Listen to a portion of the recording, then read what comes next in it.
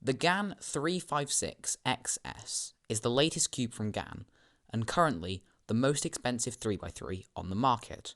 In this video, I will look at the features of the cube and whether it's worth getting.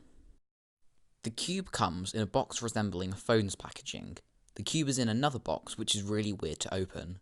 The cube comes with a Gan bag, card, tensioning tool, and 2 pieces of paper, showing CFOP algorithms and how to use the tensioning tool.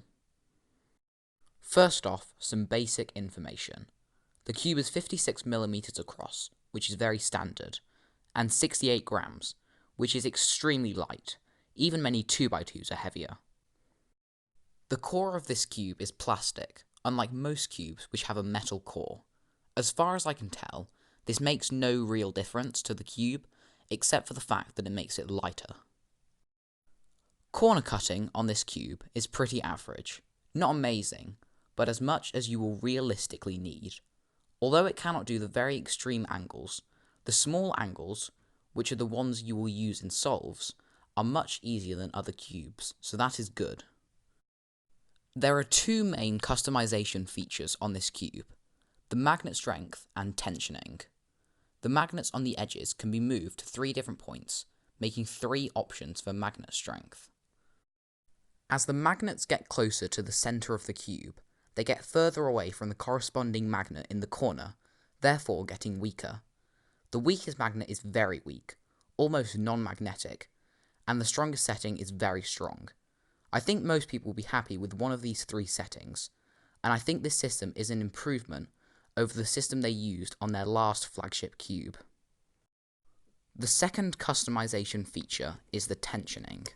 The 2 sets of springs and 4 positions of the center screws give the cube 24 combinations for tensioning. The main benefit of this system over a basic spring system is that you can know each side is tensioned the same, while with a regular system you cannot be completely sure.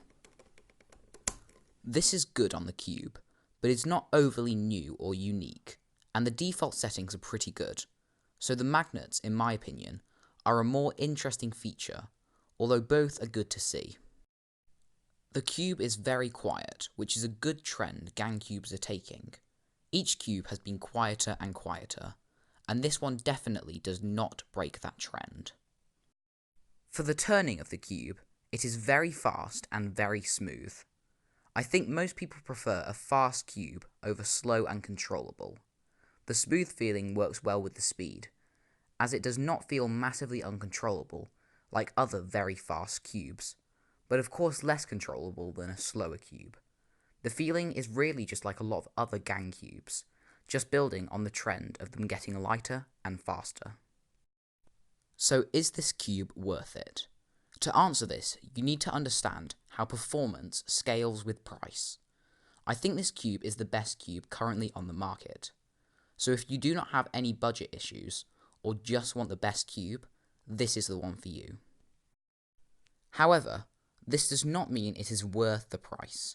It is an improvement over, in my opinion, all speed cubes today, but only a very slight improvement. All speed cubes now have a base performance. The improvement you get as you increase the price of a cube starts off quick. For example, the difference between the cheapest speed cube and a magnetic cube like the Mr. M 3x3 is quite a lot, but the difference in price goes up as you move up the price ranges, while the difference in performance goes down. Overall, I think the Gan 356XS is the best cube on the market right now, but not by a lot.